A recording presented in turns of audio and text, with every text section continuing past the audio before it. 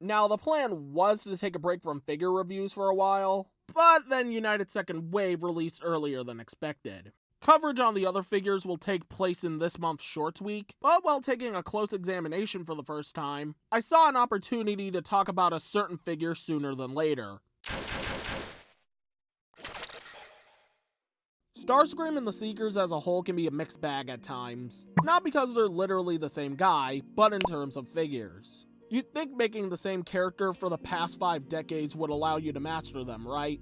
But reality showed us there are a good amount of hits and a good amount of misses. I think the general consensus is if you master the big 3, you're clear for takeoff to make the others. Today we have a case I hope get as many repaints as possible, and one I know definitely will, but I hope they all shelf warm. Yeah, this is absolutely a one-sided argument, but the truth is the Game Edition of Studio Series peaked with Prime and even he has his problems. I hope your day is going fine, and here's why Legacy United Galaxy Starscream is better than Studio Series Gamer Starscream.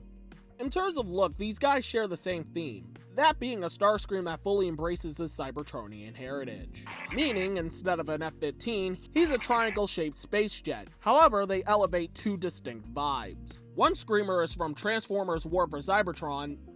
No, not that one. I'm talking about the game you can't legally play anymore, but that's a rant for another day. He's a guy who had his own Dark Energon reserves, until Megs broke into his crib, absorbed the last of it, and made him his bitch. The other was an honor-bound warrior, until he was abused, resurrected, and mind-controlled so hard he had a mental breakdown that turned him back into the treacherous jackass we all love to hate to love. He's technically his own character in Japan, and my nickname for him is derived from the title Galaxy Force. I just like that analogy more, even if the entire Unicron trilogy contradicts itself. They both share the same colors, but Gamer Scream's red is more light magenta. The blue is richer, hence why it replaced the black on the head, with those lips a Kiss players enjoy or wouldn't touch with a 10-foot pole. He's heavily inspired by the G1 design because he's a rebooted / origin story version of the character. But he's also this guy, but not really. What? Yeah, that certain video was way overdue. He has some very funky proportions, though I'd say that's also a fault of the game design and not just the figure itself. Although, there is a bullcrap reason why the chest is this big, and I assure you we'll get to it later. Galaxy Scream's red is the perfect shade, but the body is completely different. Having a more muscular build, no doubt thanks to these shoulder pylons, but even without them, he's still a beefy boy. Though, now that I mentioned them, I guess it's time to talk about accessories, because these can reveal 2 blades. On both of his original figures, the right pylon featured a null ray and was activated via Cyber Key Power.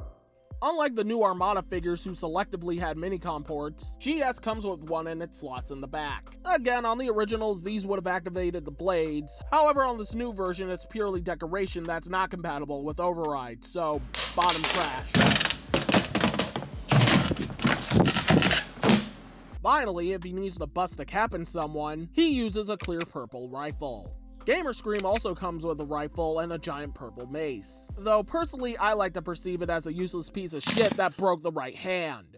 Yeah, no really, 2 seconds out of the box, I place this in his hand, and all of a sudden he gets a PTSD of pissing off Megatron too much to the point where he snaps his fingers. Now if I had cramped this in with full force, that would have been on me. So I'm gonna begrudgingly call this a factory error, but unfortunately this is where I'm about to start railing this dude. Huh? What the? No, wait a minute. Shut up! Hold on, no. Shut up, hold on. Articulation on both is what you expect, however I'm giving another point to Galaxy for not looking constipated, even though Gamer has better visibility and a piece of his other mode isn't hindering his hands from swiveling. Speaking of which, it's time for Gamer Scream to forfeit because he's not winning with this clunky and confusing conversion. Okay, and I'll do fairness, unlike other bots I've described as any of those words. It's not a Mafia-style torture session, and it could have been interesting, but then Gamer falters in his legs, which feels like you're doing nothing and something at the same time. Same goes for the arms, though they lean on the worst side of infuriating.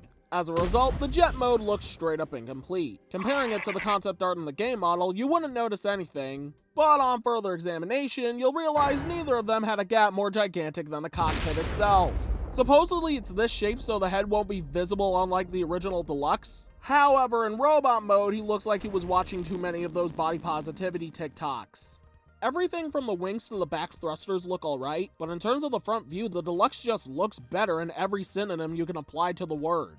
So with that, I apologize to everyone awaiting that Skywarp and Thundercracker we know is coming eventually, but because the cockpit makes everything about this mold feel so cheap, I hope they go on clearance and don't sell there either. In fact, if you're at a convention and getting any of the High Moon Seekers is crucial, get the Deluxe. I personally don't own one, but ironically, these two are a perfect analogy of the game industry today.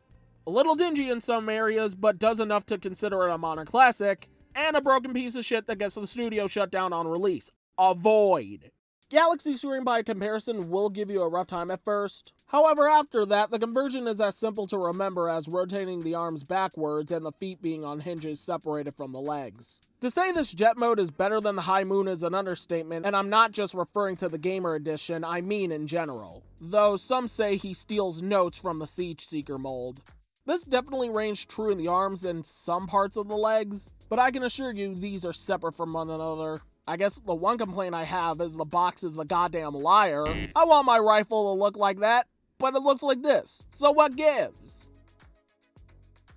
So those are the reasons I think Legacy United Cybertron Starscream, Galaxy Scream, is better than Studio Series Gamer Edition High Moon Starscream, Gamer Scream. Like I promised, this was going to be a one-sided argument, but Galaxy just looks better, poses better, and this is a big one, converts better than his older non-F-15 brother.